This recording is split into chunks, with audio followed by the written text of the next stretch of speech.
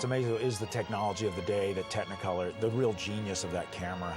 Because one thing to make clear, the process, the digital restoration we're not doing digital enhancement. There's no line doubling here. We're not creating false information.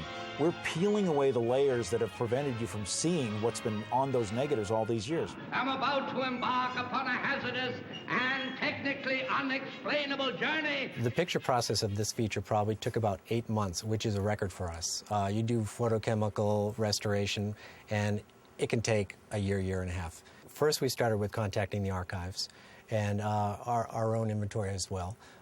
What you do is you pull in as many pieces that survive. You pull it in and start inspecting, element by element, piece by piece. This is the most protected film, I think, in history. We've got probably 6, 7 elements on this feature as backup.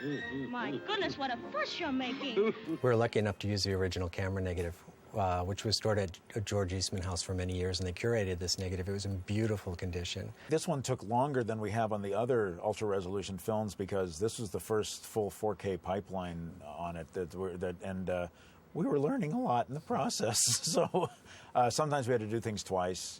We're scanning this at 4K, 16-bit linear digital color space. This is the full gamut of film resolution. So you're seeing Wizard of Oz in a way that it's never been seen before, because we're starting out with such a high resolution. We scan this film in black and white at approximately 6 frames per second. 6 frames per second on a 4K 4x3 image is close to 300 megabytes per second. So it's 300 megabyte fire hose coming out of the scanner. Currently we have a little over 200 terabytes of storage. A terabyte is 1,000 gigabytes, and a gigabyte's 1,000 megabytes. Sum of the square roots of any two sides of an isosceles triangle is equal to the square root of the remaining side. When photochemical restorations have been done prior to this world, they were always done photochemically in laboratories where people were going literally with Q-tips and going in on the negative itself and trying to remove and clean dirt. It's not a good thing. You're touching this precious nitrate original negative. This is a highly irregular procedure. With digital, you don't even touch it. It's literally rolling past this scanner non-stop. It's not shuttling along with sprockets or anything like that. And then once you've scanned it in the digital domain, you can manipulate it to your heart's content, yet that negative has now safely been returned to the vault. You only kind of took it out once and you're done. The scanner is made by Thomson. It's a Spirit 4K scanner. It is scanning it as a black and white record each time. So technically we have to scan reels 2 through 6 on this movie 3 times. Once for the cyan, one for the yellow, and one for the magenta record. And then the software marries the 3 together. Each record was processed separately. It's a chemical process. The chemicals are still changing, and the film shrinks over time independently of each other.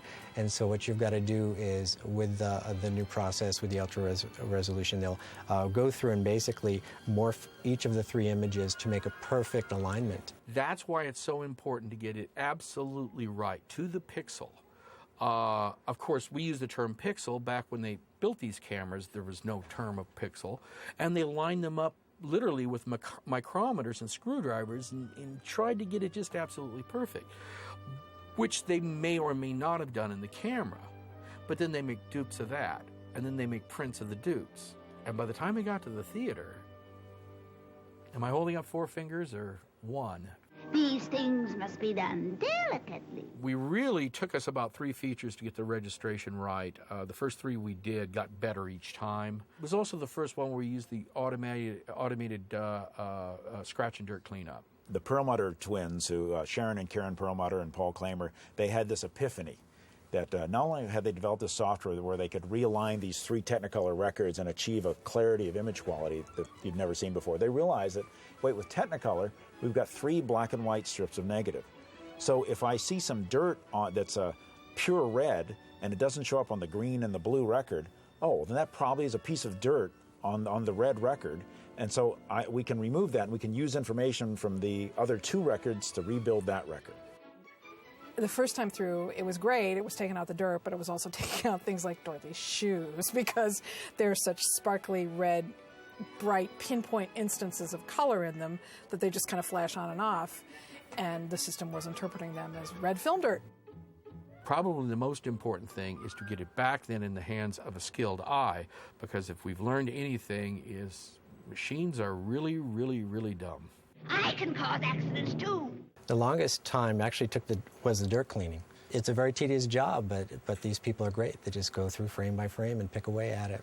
And it's not a menial, mundane task. The people that do the dirt and scratch cleanup, it is artistry. We do it's dirt and scratch removal. And we also remove film tears. We do splice bumps.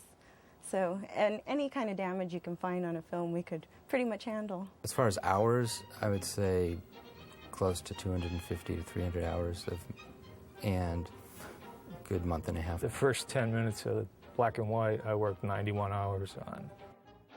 That footage alone is a mess. Yeah. It's not so much in bad shape, there's just a lot of dirt.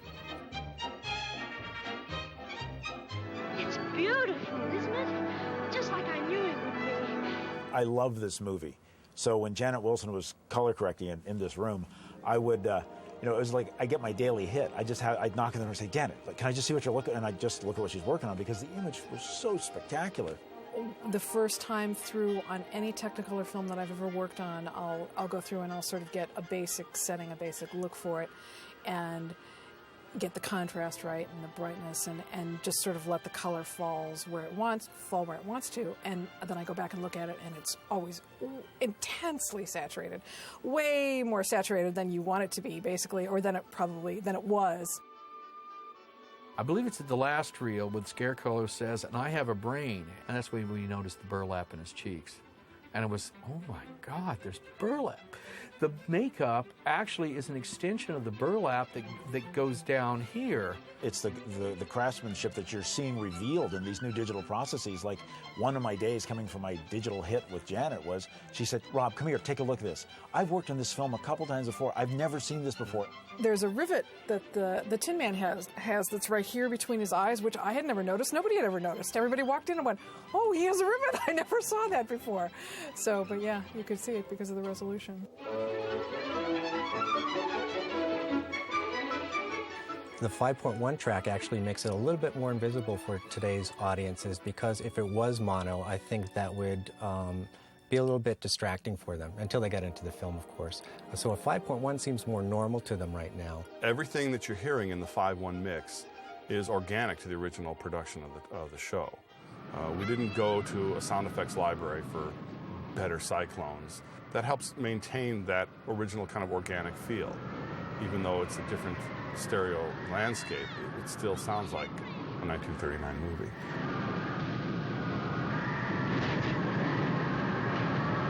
In restoration, the first step is administrative, finding what's out there. Then it all gets inspected and looked at and cleaned up, perforations repaired, splices repaired, put in a condition that it can be played so we can listen to it. To create the 5.1, we start with the restored mono mixed track. There were 4 channels in our source edit list that we used to do this 5.1 up mix. The original mono, 2 different orchestra angles, and then we also had specific edited sections of the music and effects track. The key to creating convincing 5.1 is to let the picture lead you. As far as the use of surrounds and stereo imaging and steering, again, if everybody's in the Emerald City staring up at a witch who's flying in circles overhead, that's what we call a stereo opportunity. There are a couple of little whooshes of a broom that pop out in the soundtrack. If everybody's looking beyond the camera off into the distance, well, there's a reason to place, circling witch in the surrounds. Surrender, Dorothy. Oh, Dorothy? Who's Dorothy? The wizard will explain it. The wizard. The wizard. Dear, whatever shall we do? So what we're going to play is the beginning of Reel 2A, where she first enters the colorful world of Munchkinland, and you'll hear a typical example of the kinds of damage that can occur.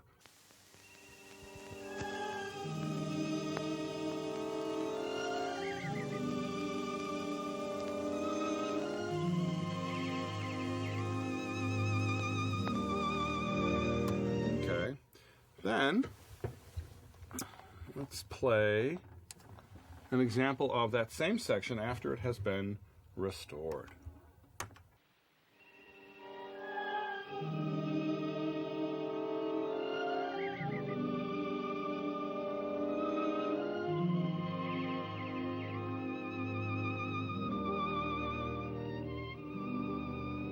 This is the 5-1, how all the different angles and cleaned up sources come together.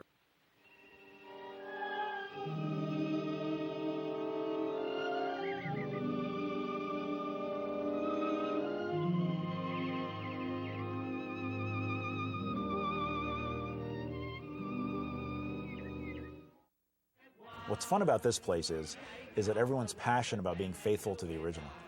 Everyone's very passionate about the original aspect of this film and making sure that they're not changing anything that was the original intent of the filmmaker. We enjoy what we do, and you have to because it takes a lot, of time, but it's well worth it. We could polish these things up and you wouldn't even recognize it. But that's the problem, you wouldn't recognize them. And they would lose a lot of their charm and the aspects that drew people to see these movies for 50 years. Rub, rub here, rub there, whether you're tin or bras. That's how we keep you in repair in the merry old land of Oz. That's how